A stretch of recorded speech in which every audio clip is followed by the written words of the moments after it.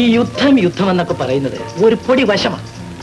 Machine കണ്ണങ്ങെടുത്ത് എന്നങ്ങ് പറഞ്ഞ് തിരിച്ച് കറക്കുമ്പോൾ അയ്യോ അയ്യോ എന്ന് പറഞ്ഞല്ലേ ചൈനക്കാര് ചത്തൊടുങ്ങി വീഴുന്നത്. അല്ല, ഈ മിഷ്യൻ ഗൺ എന്ന് പറയുന്നത് എന്റെ ഒരു മാസ്റ്റർ പീസുമാണ്. ഇപ്പോൾ അവിടങ്ങളിലുള്ള പത്രങ്ങളിലെല്ലാം വന്നു കാണാം. ലഡാക്ക് വീരൻ കുംഭാന്തക്കുറുപ്പ് 1 വർഷത്തെ ലീവ് എടുത്ത് നാട്ടിലേക്ക് പോയിരിക്കുന്നുവെന്ന്. അപ്പൊ അളിന് 1 വർഷത്തെ ലീവ് ഉണ്ടോ? അത് വേണമെങ്കിൽ ഇനിയും നീട്ടാം. പക്ഷേ ഞാൻ അവിടെ ഇല്ലെങ്കിൽ ഗവൺമെന്റിന് വലിയ മനപ്രയാസമാണ്. ഞാൻ അവിടെ നിന്ന് പോന്നാൽ ലഡാക്ക് ഉറങ്ങിപ്പോകുമെന്നാണ് അവിടെയുള്ളവർ പറയുന്നത്. അത് പിന്നെ സ്നേഹമുള്ളവര് പോകുമ്പോ എല്ലാവർക്കും അങ്ങനെ തന്നെയാ. അളിയ, ഇവിടെ ഇനി തനിയെ ഇവിടെ നിർത്തിവെച്ച് പോകുന്നത് എനിക്ക് വലിയ പരീക്ഷ. അതുകൊണ്ട് ഇവിടെ തന്നെ എന്തെങ്കിലും ഒരു തൊഴിൽ നോക്കാം. അതാടാ നല്ലത്. ഇപ്പോഴെങ്കിലും ഈ നല്ല ബുദ്ധി തോന്നിയല്ലോ. എടി, പരിപാടി എല്ലാം മനസ്സിൽ കണ്ടുകൊണ്ടാണ് വന്നിരിക്കുന്നത്. അതുകൊണ്ട് അളിയൻ കുറച്ച് രൂപ ഉണ്ടാക്കി തരണം. അപ്പൊ വെറും കൈയോടാണ് വന്നിരിക്കുന്നത്? 4 ബോക്സ് 4 റെയിൽവേ സ്റ്റേഷനിൽ. എന്തോന്നാ പെട്ടി.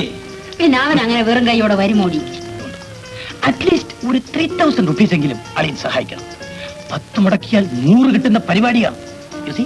അളിയ, ഞാനിപ്പോ പണത്തിന് വല്ലാതെ ഞെരുങ്ങുന്ന ഒരു അത് പറഞ്ഞാലൊക്കത്തെ അളിയൻ എങ്ങനെയെങ്കിലും ഒന്ന് മനസ്സറിഞ്ഞ് ബുദ്ധിമുട്ടിയാൽ അത് നടക്കും. എങ്ങനെയെങ്കിലും അതൊന്ന് നിവർത്തിച്ചു കൊടുക്കും ചിരാഘവ. ഒരു നല്ല കാര്യത്തിനല്ലയോ? Oh my sweet mother-in-law, thank you thank you. എന്റെ കുഞ്ഞെ, നീ ഈ താടി മീശയൊക്കെ ഒന്ന് പഠിപ്പിച്ചു കള. കണ്ടിട്ട് തന്നെ പേടിയാകും. നോ നോ, മീശ കളയാൻ പറ്റില്ല.